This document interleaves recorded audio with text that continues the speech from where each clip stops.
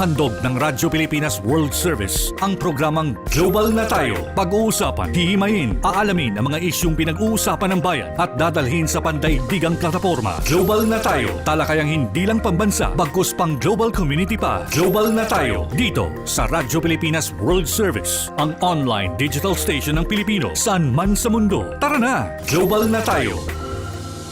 Muli po, isang mapagpalang pagbati sa inyong lahat at welcome na naman sa isa pang edisyon ng programang Global na Tayo. At syempre, ito pong programang Global na Tayo atid sa inyo ng Himpilang Radyo Pilipinas World Service. Ang Himpilang Radyo Pilipinas World Service ay isa po sa mga himpilan ng Presidential Broadcast Service Bureau of Broadcast Services. Ako po yung lingkod, Ray Sampang, kasama pa rin ang ating Global na Tayo team mula sa ating production side sa panguna ng ating executive producer si Ms. Stephanie Vicente, kasama ang producer na si Ms. Drizzle Nanyong. And of course, Master Control si Milo Jonela, Susan Aison, sa Wirecast si Justin. And of course, tayo po ay napapakinggan at napapanood din sa pamamagitan po ng ating Facebook broadcast live sa inyo pong mga Facebook browser. I-type lamang Radyo Pilipinas World Service. Gayon din sa ating YouTube channel. Sa inyong YouTube browser, type lamang Radyo Pilipinas World Service. At sa pamamagitan po ng ating shortwave broadcast, tayo napapakinggan at nasusubaybayan sa iba't ibang panig ng mundo gamit ang mga shortwave transmitters ng Voice of America. Siyempre, hindi rin po magpapahuli dyan ang mga cellphones ninyo. Kung Android man yan or iPhone, pwede po nyo kami masubaybayan dyan. I-download nyo lamang po ang ating PBS Ebox Radio app. Ayan. So, yan po ang iba't ibang mga pamamaraan online at shortwave broadcast na pwede po nyo subaybayan lahat ng programa ng Radyo Pilipinas World Service. Para po sa edisyong ito ng Global na Tayo, marami na naman po tayo pag-uusapan at tatalakayin. Pero bago ang lahat, bago tayo pumunta sa mga tatalakayin natin sa ating mga panayam, ulitin ko, yung mga developments dito sa Pilipinas, lalo na doon sa ating mga overseas Filipino workers na nakikinig at sumusubaybay sa atin, maging dito sa ating mga kababayan sa loob ng bansa. So may na-assign na po na may mga na-assign ng mga prosecution panel ng mga kongresista mula sa House of Representatives, na-assign na po sila per articles of impeachment. So yung Article 1 may naka-assign na po diyan, Article 2, Article 3 and Article 4 Pero alam niyo po ba na makakasama natin ngayon dito sa ating programa ang isa po sa mga miyembro ng prosecution panel mula sa House of Representatives at siyang tumatayong lead counsel.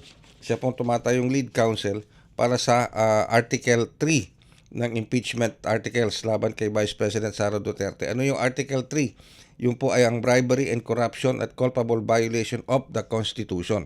Pero bukod sa Article 3, kung saan siya tumatayong lead counsel, siya rin po ay deputy counsel para sa Article 1, yung po yung graft and corruption na involving the 500 million confidential funds ng Office of the Vice President at 112.5 million in confidential funds para naman sa DepEd, sa Department of Education. At kasama rin po siya dito sa Article 2 ng culpable violation of the Constitution and betrayal of public trust.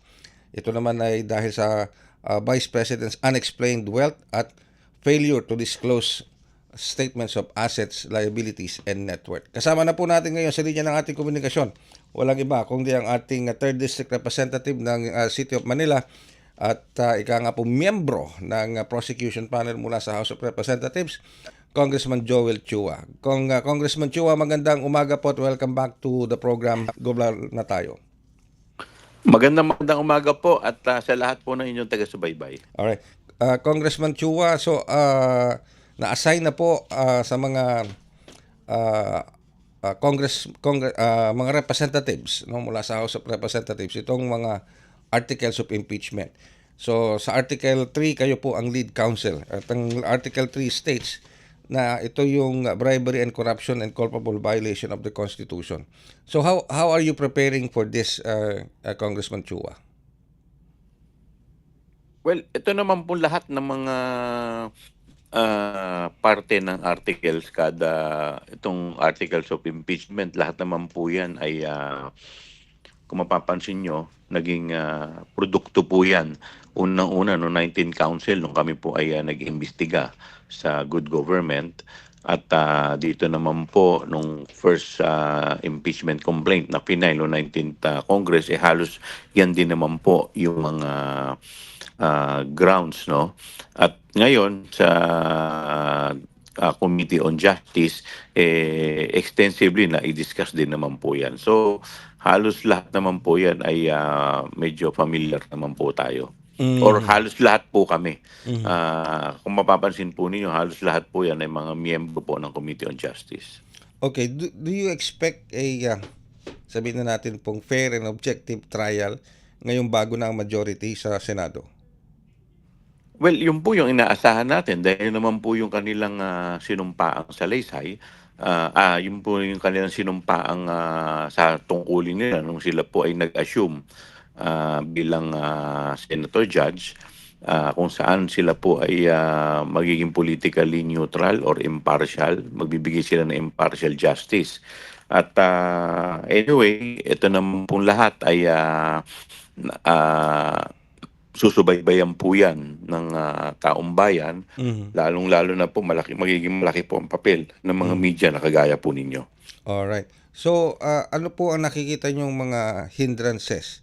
Kasi alam niyo, Congressman Chua, mukhang lumalaganap ang mga fake news sa social media patungkol dito sa impeachment trial. Do you see this fake news as a stumbling block o hindrance para magawa ng Isa po yan mabuti? sa mga nakikita natin, no, na hindi naman masasabing hindrance, bagkus ito yung mga tatanim sa isip ng mga kababayan natin. Kaya nga po yung mga legitimate, no, na mga media, kagaya po ninyo, malaki po ang papel. At kami, ang panawagan ko sa mga kababayan natin, maging mapagmatsyag, maging mapanuri at subaybayan po natin yung magiging kaganapan sa Senado once na nagbukas na ang impeachment trial, dahil kayo po mismo ang huhusga. Wag po lahat ng mga nababasa natin sa SOCMED, sa social media, ay paniniwalaan po natin. Gamitin po natin yung ating pagsusuri. Tayo po ay maging mahusay sa pag-iisip. Nang sa ganun po, hindi po tayo malilinlang. Alright.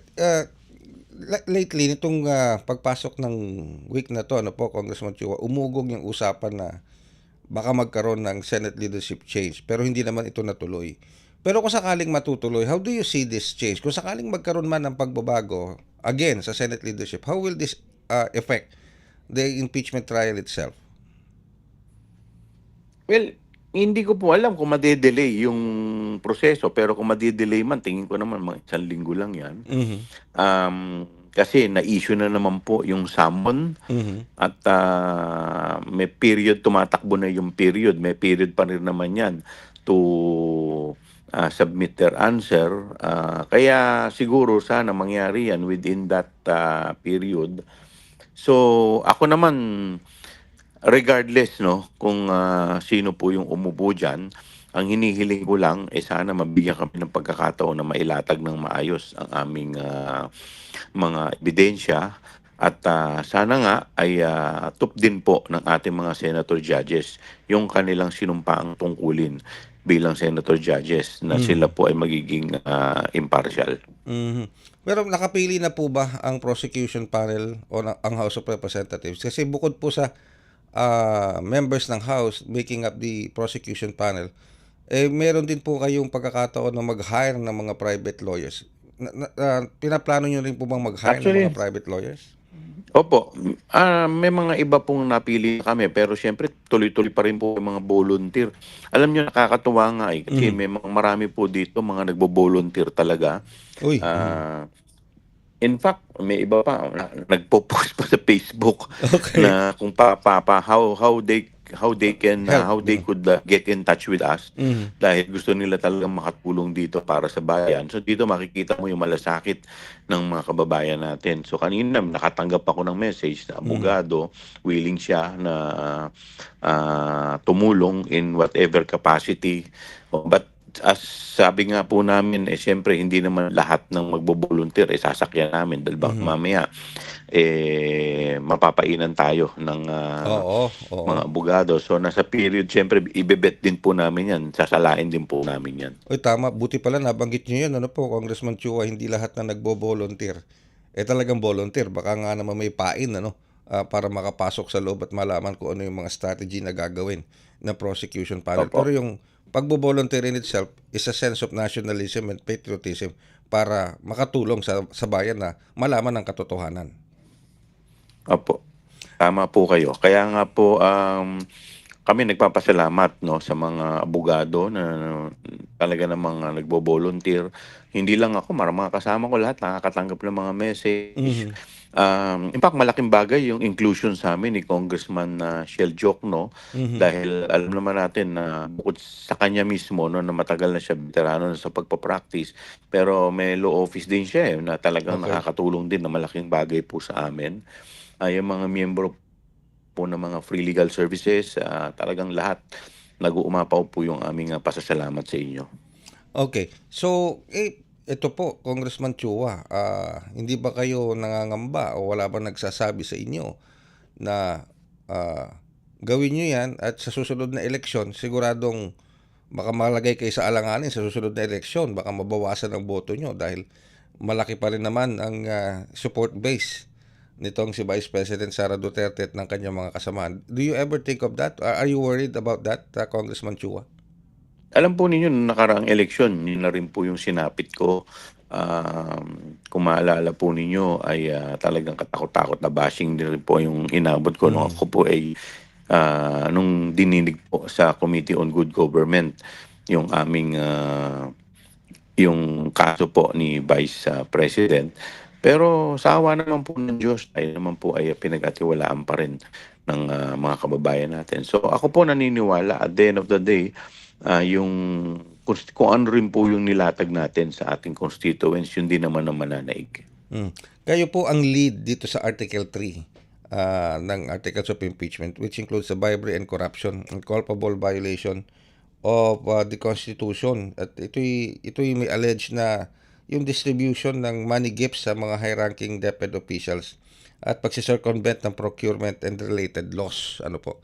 So, without being specific para hindi ma-expose masyado yung kaso o yung details nito, are we sure na we have an airtight evidence to present sa impeachment trial on this Article 3? Lahat po yung, articles, yung apat po yan, lahat po yan airtight po, lahat ng ebidensya namin. Wow, okay.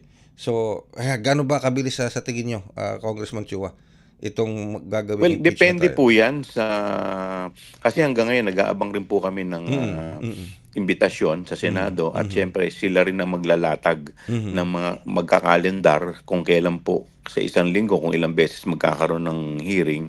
So, depende po 'yan kung gaano po karami yung magiging, hearing at, mm. kung paano po i-schedule 'yan ng, pamunuan ng Senado. Alright.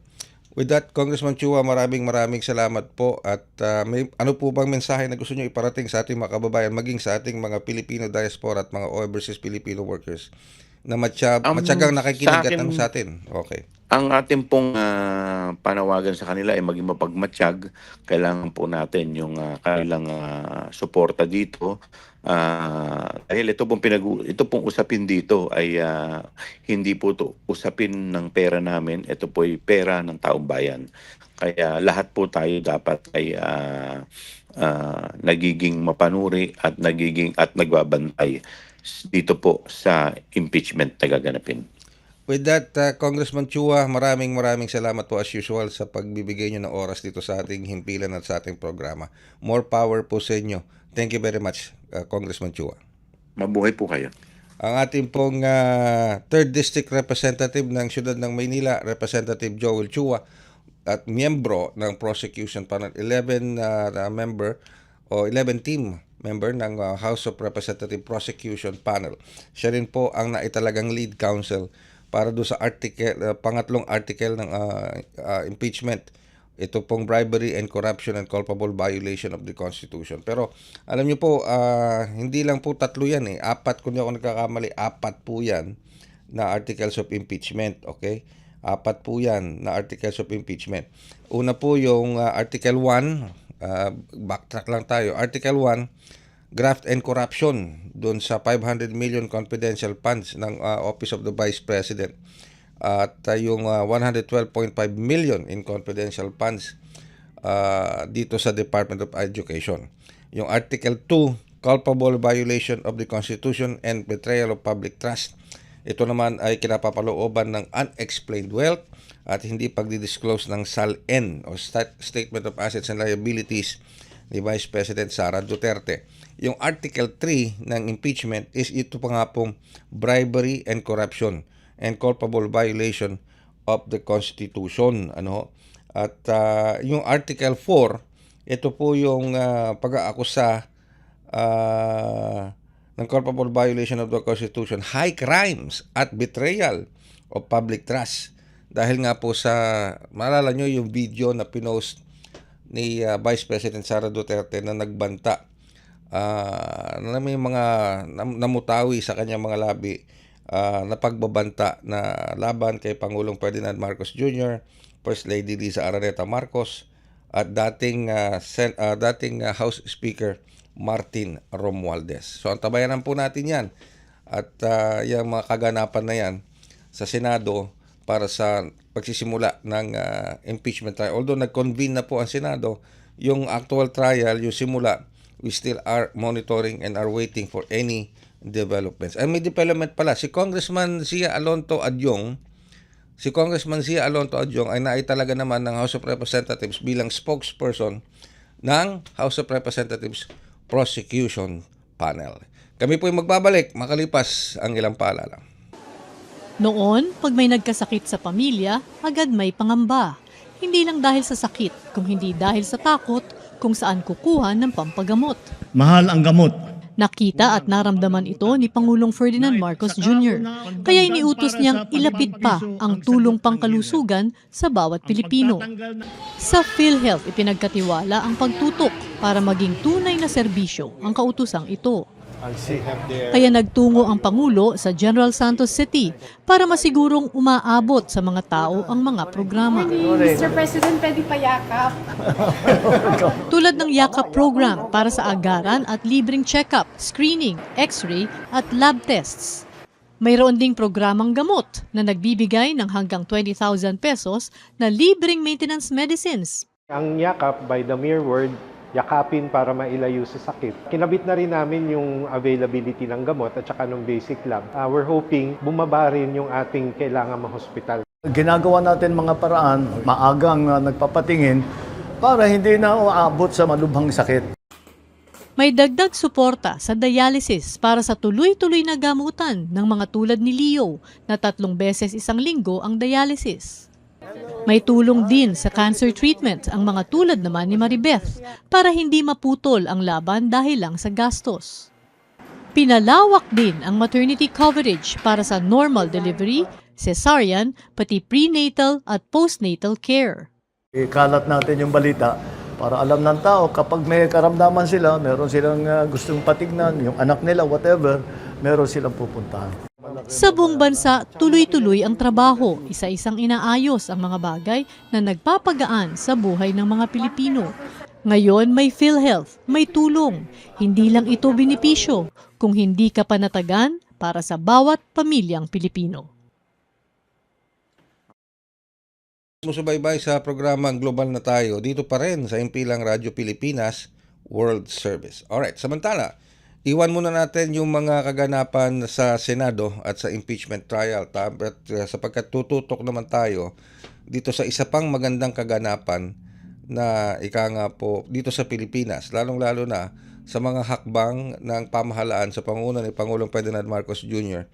upang mapalakas ang ating ika nga po security cooperation dito po sa ASEAN region with hindi lang sa ASEAN region, of course with our neighboring countries tulad po ng Japan.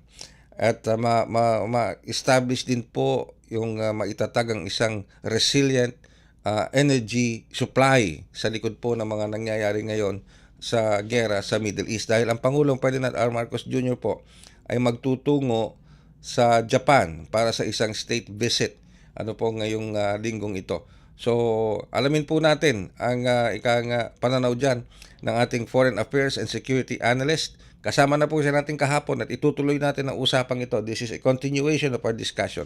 Maganda umaga po, Professor Lucio Blanco Pitlo III. Welcome back po sa programang Global na Tayo. Magandang umaga po, Ginoong Ray Sampang. Magandang umaga po sa lahat ng taga-subaybay ng inyong programa. Nakot, welcome back at maraming salamat po muli sa pagpapaunlak po sa amin na Professor Pitlo. Kahapon pinag-usapan natin yung diplomatic impact nitong ginawang mediation ni Pangulong Ferdinand R. Marcos Jr. sa Thailand at Cambodia. Ngayon, magtutungo siya sa Japan for a state visit. At isa sa mga pangunahing objective is to strengthen the regional security cooperation with Japan dahil nga po ayon sa mga naging pahayag nakikita ng Japan at ng Pilipinas yung coercive na mga pamamaraan na ginagawa ng bansang China dito sa West Philippine Sea. And of course, pupunta rin ng Pangulo sa Japan to make sure na maging resilient yung ating energy supply sa tulong ng Japan. So bilang isa pong Foreign Affairs and Security Analyst, ano po ang pinakamahalagang aspeto nito? How can this be of significance sa Pilipinas, especially when it comes to our national security? Tama yun, nakikita ng ating pamahalaan yung kahalagahan ng bansang Hapon, no? Isa sa ating traditional na trade economic partner, development assistance donor sa ating bansa, at tayo rin syempre yung headquarters ng Asian Development Bank, no? Ito ay largely Japan supported na multilateral lending institution. At in recent years nakita naman natin na yung kahandaan ng Hapon na tulungan tayo sa pagmodernisa ng ating Coast Guard at ng ating Navy, ng ating military overall, no? At yung aspeto na yon ay isa sa gustong palawigin itong darating na pagdalaw ng ating Pangulo sa Tokyo sa 26 to 29 kung di ako nagkakamali. So yung maritime security, yung suporta sa pag-upgrade ng ating defense capacity, yan ay mga bagay na maaring makuha natin mula sa Hapon. At syempre higit pa dyan yung energy security, no? Although parehas ang Pilipinas at Japan, no, nag-i-import tayo ng enerhiya mula sa gitnang silangan, no? So apektado tayo nitong pandaigdigang krisis na to sa enerhiya. Pero yung sa aspeto ng potential na investment sa refining capacity natin, on the emergency or kagyat, no, yung supply ng diesel or refined petroleum na meron sa Japan, isa rin sila sa may pinakamalalim na petroleum reserve, no, strategic petroleum reserve na pwede natin sigurong pagkuhanan kung sakaling magkaroon tayo ng kagyat na pangangailangan, no? Kasi ang mga reports nagsasabi na hanggang June 30 ating supply, no, ng petroleum, at kailangan nating makahanap ng mga panibagong sources, no, kasi wala pang kasigurahan itong ongoing na yung negotiation sa pagitan ng Estados Unidos at Iran, no, para ma-resolve itong yung shipping issue diyan sa Strait of Hormuz. So apektado pa rin yung global supply, no. I think yung teknolohiya ng Japan pagdating sa dito sa renewables, no, I think it's also an area na pwede yung dalawang bansa mag-cooperate, no, yung makahikayat tayo ng mamumuhunan mula sa Hapon, mga Japanese companies na may karanasan, may track record, may teknolohiya pagdating dito sa solar, sa wind, at maging dun sa hybrid na vehicles, no. So ito ay makakatulong na mabawasan natin yung ating dependence Mhm. doon sa imported na crudo, no, galing sa gitnang silangan dahil nga dito sa crisis, Mhm. at syempre para ma-improve natin yung ating energy resilience. Alright. When we say kasi ano po yung ties natin, diplomatic and sabihin na natin pong regional security cooperation with Japan, marami tayong papag-uusapan doon, ano po, Professor Pito, dahil meron tayong JPEPA sa kanila, yung reciprocal agreement with them. At recently, ito pong push ng Japan na from being a pacifist under their constitution, pacifist lang sila, pero ngayon mukhang aggressive sila sa pagtatatag o pagpapalakas ng kanilang armed forces, especially yung kanilang navy. Pero ito po ba ay ika nga nakikita nating magiging paraan din para sa Pangulo at sa Pilipinas na makakuha ng karagdagang suportang sabihin na natin pong military hardware sa Japan, Prof. Pitlo? Tayo, no, ang kauna-unahang bilateral free trade agreement natin with another country is with Japan. No? Ito yung JPEPA. Tapos ngayon, ang bansang Hapon na ang pangatlong bansa na kung saan lumagda tayo ng parang VFA, no? Parang we allow them to have access here during exercises. Ito nga nakaraan na balikatan exercise, nakita natin yung partisipasyon ng Japan dito sa atin. Pumunta rin, dumalaw yung defense minister nila, nakapulong si Pangulong Marcos at si kalihim ng ating defense, no, si Secretary Teodoro. So we're building on those good relations para kumbaga mapalakas natin yung ating security ties, no? Kasi nga itong krisis dito sa gitnang silangan, medyo yung attention ng Estados Unidos napunta dyan. At syempre may mga concerns dito tayo sa South China Sea, sa Japan naman dito sa East China Sea. So yung parehas tayong maritime archipelagic states, no? Malaki ang ating maritime domain. So kailangan natin ng assets na mapatrolya yung ating karagatan, yung ating exclusive economic zone. At yung mga capacity na yun ay meron sa Japan, no? In recent years, nakita natin na nire-relax ng Japan yung kanyang restrictions sa pag-export ng defense equipment. Actually, ang Pilipinas ang unang export market, no, ng complete Japanese defense material, no. Ito yung air search radars ng Mitsubishi, no, na meron na tayo ngayon. At yun nga, pagdating dito sa pagpapalakas ng ugnayang militar sa larangan ng depensa, malaki yung area of convergence natin, no? Yung mga decommissioned o yung mga ships na well-maintained pa naman, aircraft na mula sa Hapon na maaari lang i-transfer sa atin, no? Bahagi nitong pagpapalakas ng ating security ties, no? Nababanggit na yung Abukuma class na na destroyers, may mga ni-lease din sila eventually donate na maritime domain awareness na patrol aircraft. So palagay ko yung aspeto na yan, pagpapatuloy yan, maaring isa tayo sa maging primary markets ng Japanese defense exports, no? Kasi yung ating mga traditional partners, no, gaya ng Estados Unidos at Korea, no, yung Timog Korea, marami na tayong nakuhang ships dyan, may mga orders tayo pending.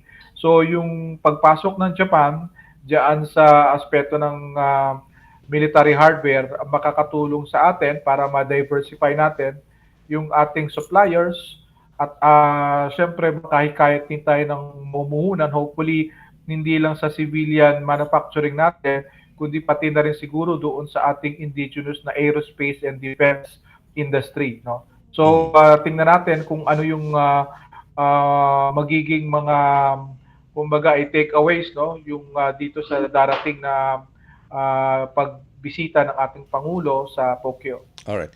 And kunin ko lang po itong reaction nyo dito, Prof. Pitlo.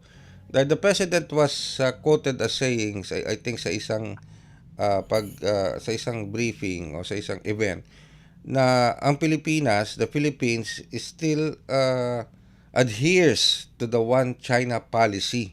Okay? At hangga't maaari, hindi magiging involved ang Pilipinas dito po sa pagitan ng China at Taiwan. So ano pong reaction nyo dyan, Prof. Pitlo? Well, yung pahayag na yan, no, siguro born out of itong sigurong mga concerns na ilan sa mga pahayag o statements siguro sa atin, siguro sa bahagi ng Beijing, no, siguro hindi nila nakikita na positibo yung ilan sa statements na nanggagaling siguro sa atin dahil nga tingin nila ay parang violation o infringement ng One China policy yan. Kaya itong paglilinaw sa ating bahagi na ang ating bansa, ang ating pamahalaan ay patuloy na kumbaga nakalinya, sumusunod doon sa One China policy ay appropriate, no? Syempre to ease the concerns mula sa bahagi ng China, no, na yung halimbawa yung ating mga military exercises, maybe yung ating posturing, particular sa Hilagang Luzon at sa area ng Batanes na malapit sa Taiwan. So siguro yung reassurance at yung clarification sa atin from our officials, top officials ay mahalaga para ma-address yung concerns na yon. At the same time, siguro yung maipahayag din natin na yung normal, yung ating activities, yung routine, yung ating exercises naman, taon-taon naman natin ginagawa, halimbawa yung balikatan. At syempre yung areas kung saan tayo naglulunsad ng mga drills, no, nag-iiba yan, depende dun sa ating security outlook at assessment.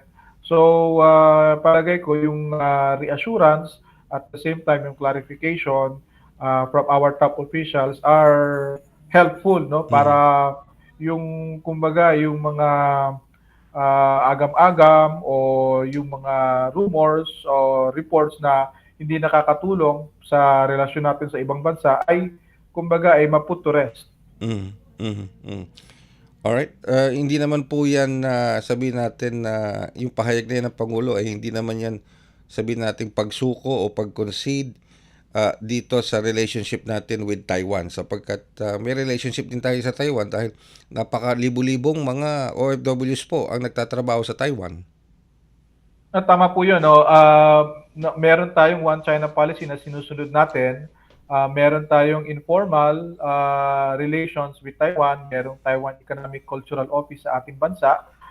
Malaki ating komunidad dito sa Taiwan, nagkatrabaho sa mga factories at households diyan sa Taiwan. At the same time, yung investments galing sa Taiwan ay mahalaga din para sa atin.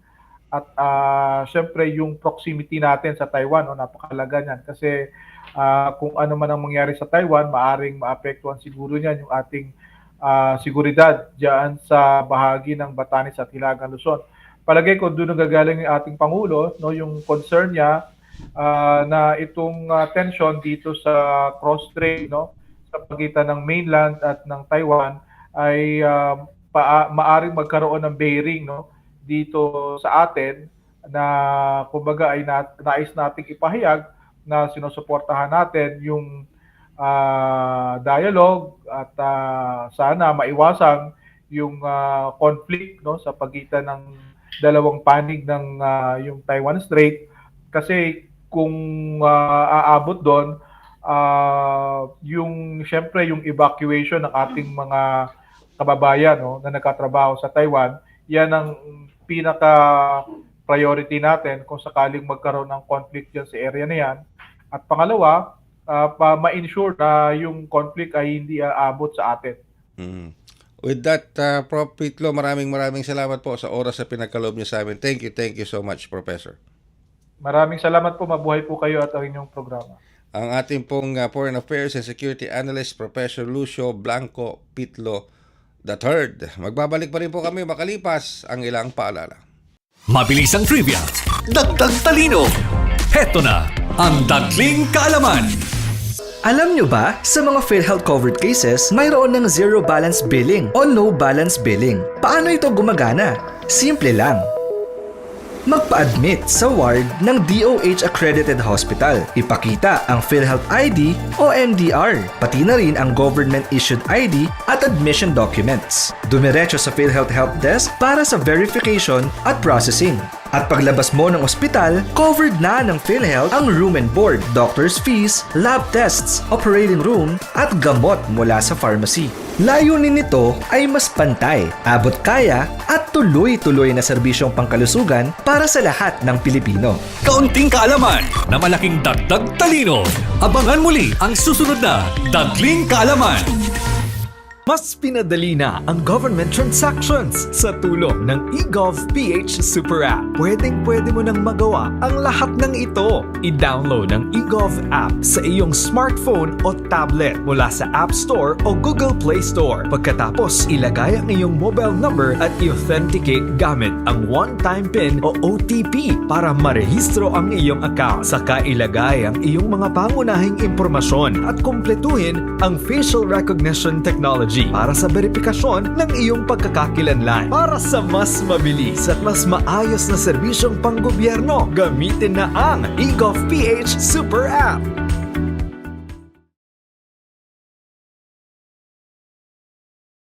Programang Global na Tayo at ng Radyo Pilipinas World Service. Ngayon, tayo naman ay makikipagtalakayan sa isa nating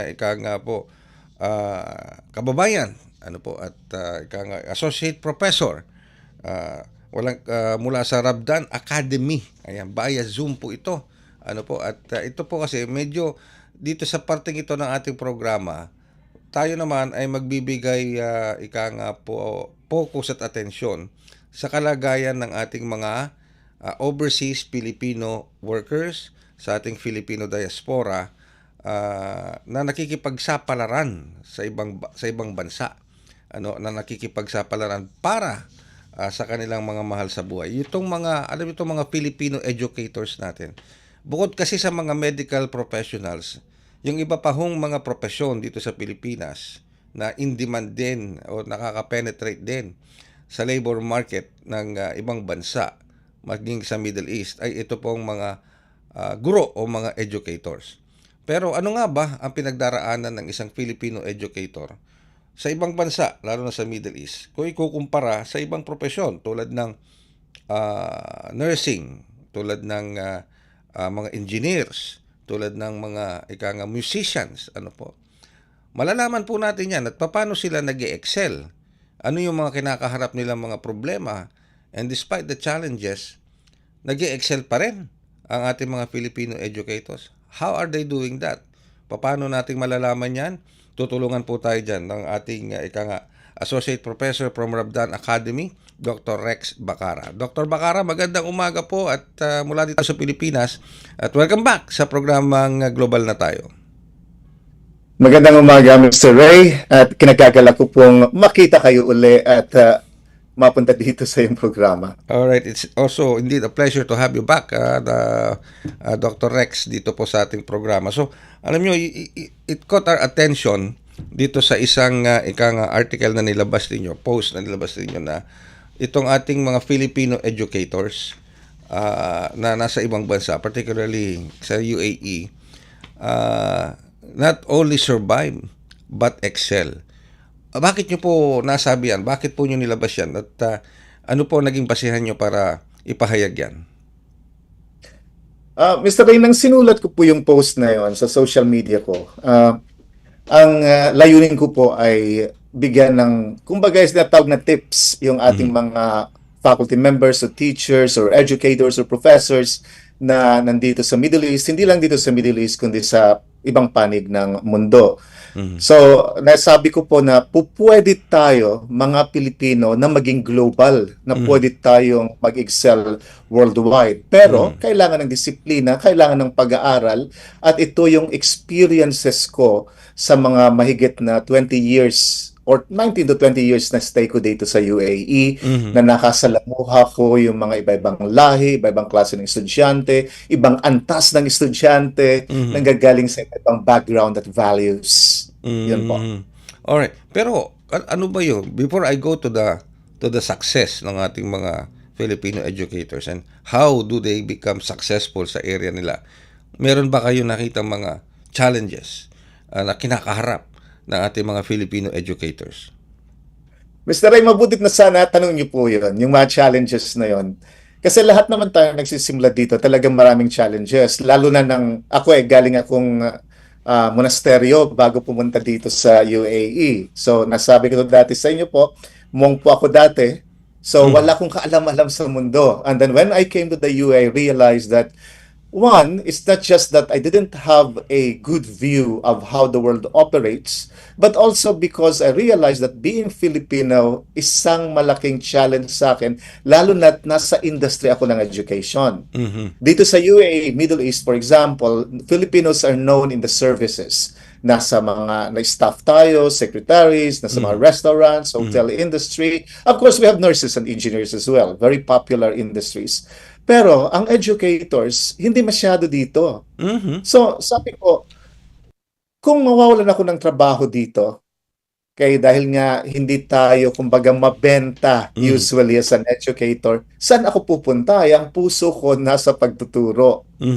So, doon ako nagsimula. Unang-una nga, dahil sa ang daming competitions dito, iba-ibang lahi, lalo na yung mga Western pagdating sa pagtuturo, coming from different top 200, 500 universities. Lalo na kung nasaan ako ngayon, kung saan hindi naman kami nag-a-apply, iniimbita kami ng Rabdan Academy dahil ang tinuturuan namin sa Sayed Military University, ang tinuturuan namin ay mga future military leaders, future diplomats, future, kumbaga, mga captains, majors, etc.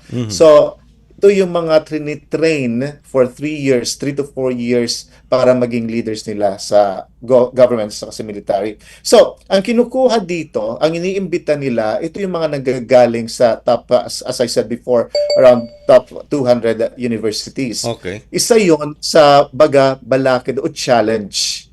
Aside also from the fact that these are highly respected researchers and educators from all over the world. Okay. Wow. Pero ano ba yung ginagawa ng isang Filipino educator for him or her to not only survive diyan sa sa profession ng pagtuturo sa UAE particularly, and not only survive but excel. Ano pa ba yung mga dapat niyang gawin para mag-excel siya? Mr. Ray, ang una kong pinagtuunan ng pansin is, ang unang naitanong ko, paano ko ba may aangat ang isang Pilipino sa profession ng education? For one, I look at my competitors. Nung una, ng mga time na yon, sabi ko, paano ako magta-thrive? Paano ako mag-i-excel sa sinang competitors? Tapos sabi ko noon, tinignan ko, ano ba ang ginagawa ng mga educators dito? So, nagtuturo. Ano ang ginagamit? PowerPoint presentation. These are the details, the nuances. So, sabi ko, PowerPoint presentation. Kasi dito, pag guru ka, kailangan mo gumamit ng PowerPoint presentation kasi multicultural yung mga estudyante mo, iba-ibang lahi. So, para ma-assist yun. Sabi ko, paano ko mai-enhance yung PowerPoint presentation ko? As simple as that. So, tinignan ko PowerPoint presentations ng ibang guro, black and white, text over white background. Okay. So pinag-aralan ko yung rule of thirds, pinag-aralan ko yung color combination, pinag-aralan ko kung paano ang animation. Nag-YouTube ako, basta lahat ng designs. At the same time, tinignan ko rin, paano ba ang pagsasalita ng mga speakers? Kasi I knew for a fact that if I want to stay in this kind of a profession, I need to speak most often in front of my students, in public for that matter. So pinag-aralan ko rin, ni-research ko, paano ba mag-great speakers sa mundo? Ginaya ko, in-enhance ko, in-improve ko ang pagsasalita para maging engaging ang tonal pattern ko. Pinagtuunan ko ng pansin yon. Pinagtuunan ko rin yung hand gestures kasi nga mas engaging. Pinagtuunan ko rin yung research kasi kailangan maging researcher ka rin dito as a guro para maging competitive ka. So I started publishing sa mga journals na Q1, Q2, etc. Kasi yun naman talaga ang kailangan para magkaroon ka ng competitive edge. But, and this is very important to me, I needed to study cultural awareness. Okay, alright. Kasi hindi po pwede yung katulad sa Pilipinas na Pilipino lang mga estudyante ko. So, very, kumbaga, authoritarian. At that time when I was there, I need to be a figure in the classroom. I need to have that authority. Pero pagdating dito, so we have Westerners. We have students coming from Australia. I had, because now it's all locals. I had students coming from Canada, from the US, and also from Egypt, from Syria, from among many other countries. So halo-halo. So ang ginawa ko, I needed to study Hofstede Study of Culture, the Globe Study of Culture. So pinag-aralan ko yung paano maging authority figure para sa mga puti, para sa Middle Eastern, para sa mga Asian, paano rin kumbaga ang engagement sa kung anong klase ng estudyante kasi hindi sila pare-pareho katulad ng sa Pilipinas.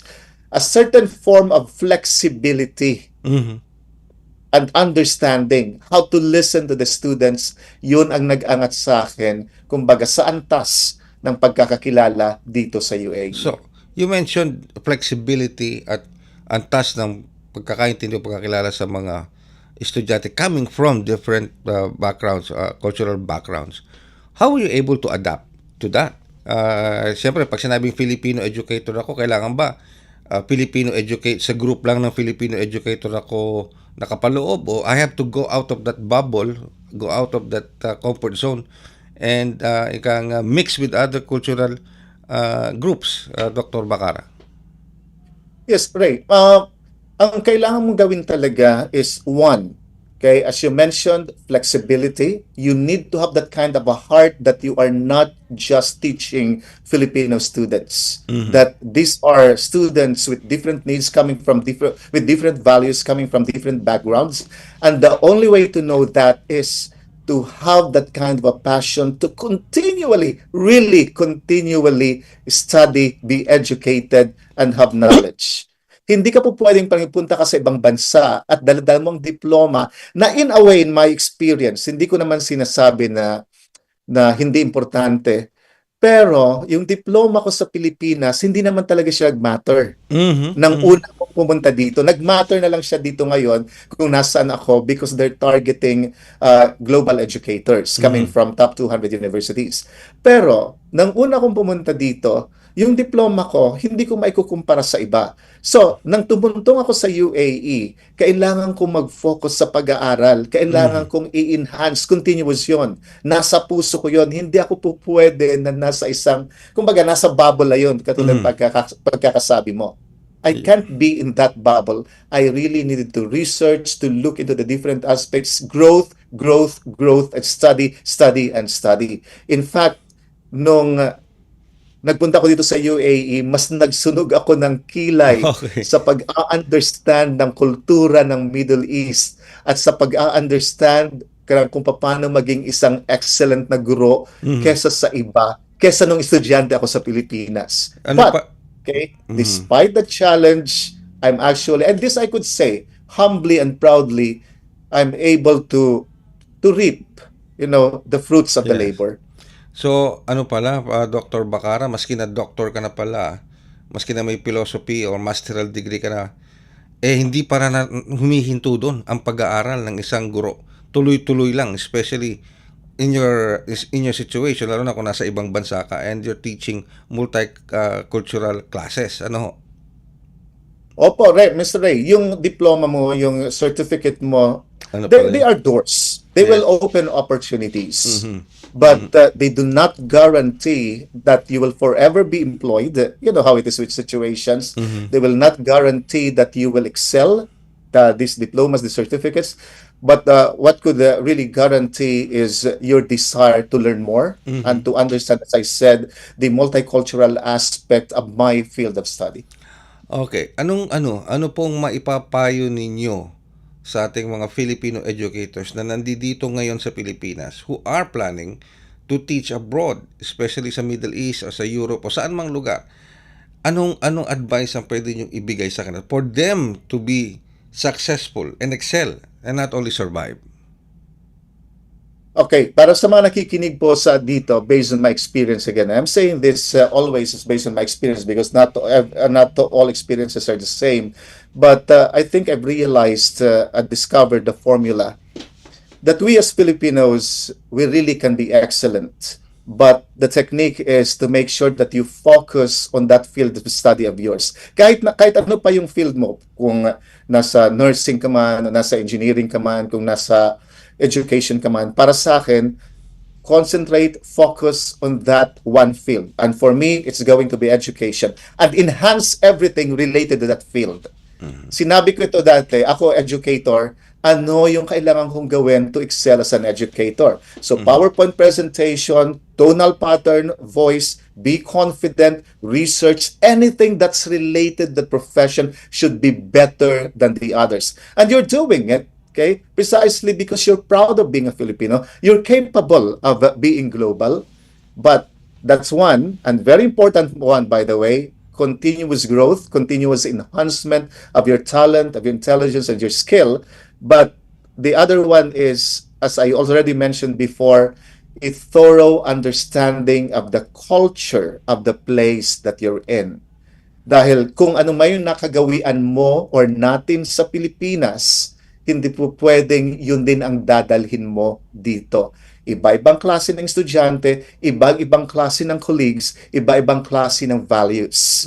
But, okay, yung core nun is respect. It really just have something to do with respect sa needs ng bawat isa, respect sa, at para sa akin bilang isang guro, respeto sa passion ng bawat estudyante na kahit ano pang antas at level ng kanilang pag-aaral, lahat sila gustong matuto at lahat sila gustong matuto sa isang guro na naiintindihan kung ano dapat sa isang edukasyon, kumbaga, na field.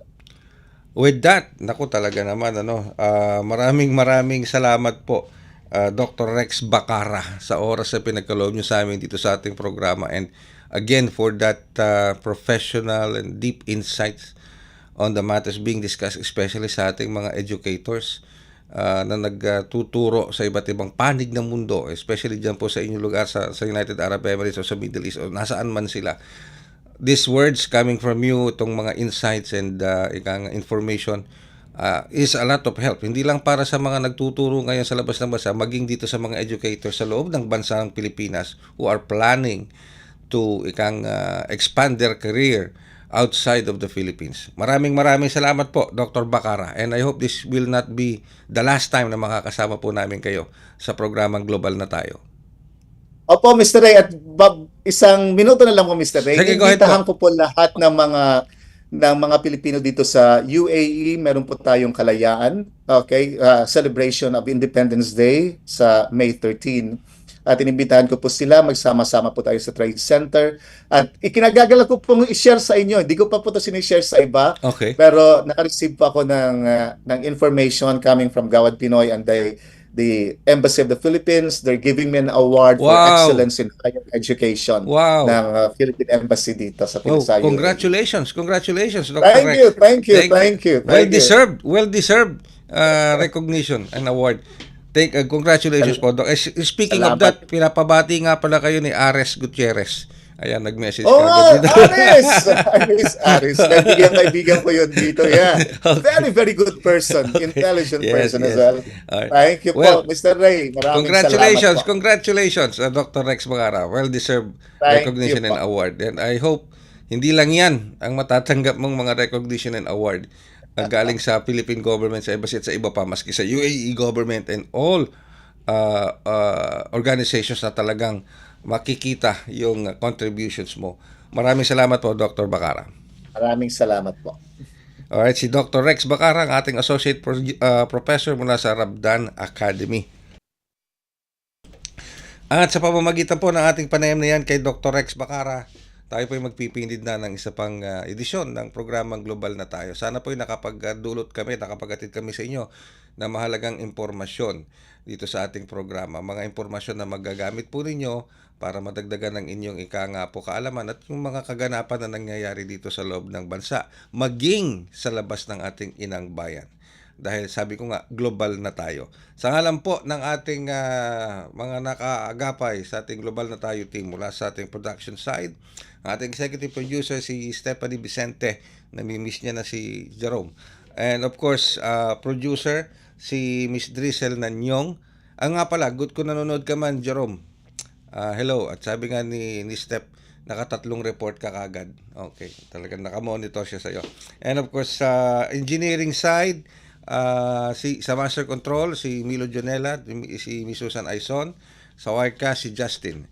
At of course, antabayanan pa rin po ang ating iba pang mga programa dito sa Radyo Pilipinas World Service right after ng programang Global na Tayo para sa ating English Service Program. Muli po, ako yung lingkod, Ray Sampang. Maraming salamat.